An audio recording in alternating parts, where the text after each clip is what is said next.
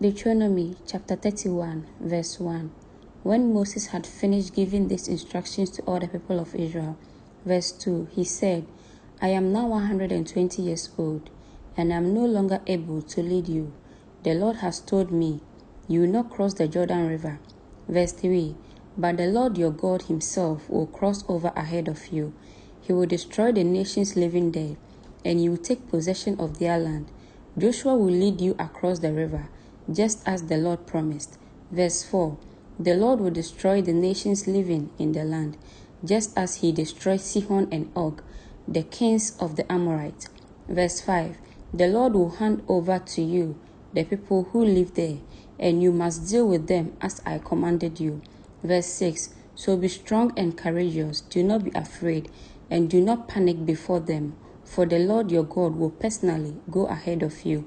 He will neither fail you nor abandon you.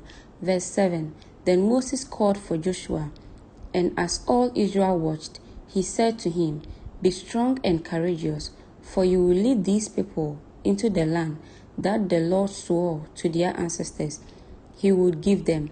You are the one who will divide it among them as their grant of land. Verse 8, do not be afraid or discouraged, for the Lord will personally go ahead of you. He will be with you. He will neither fail you nor abandon you. Verse 9, so Moses wrote this entire body of instructions in a book and gave it to the priests who carried the ark of the Lord's covenant, and to the elders of Israel. Verse 10, then Moses gave them this command, at the end of every 7th year, the year of release, during the festival of shelters. Verse 11, you must read this book of instructions to all the people of Israel when they assemble before the Lord your God at the place he chooses.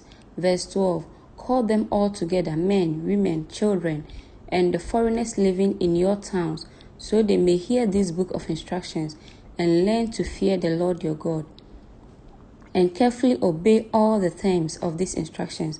Verse 13, do this so that your children who have not known these instructions will hear them and will learn to fear the Lord your God. Do this as long as you live in the land you are crossing the Jordan to occupy. Verse 14, then the Lord said to Moses, the time has come for you to die. Call Joshua and present yourself at the tabernacle so I may commission him there. So Moses and Joshua went and presented themselves at the tabernacle. Verse 15, and the Lord appeared to them in a pillar of cloud that stood at the entrance of the sacred tent. Verse 16, the Lord said to Moses, you are about to die and join your ancestors. After you are gone, these people will begin to worship foreign gods, the gods of the land where they are going. They will abandon me and break my covenant that I have made with them. Verse 17, then my anger will blaze forth against them. I will abandon them, hiding my face from them, and they will be devoured.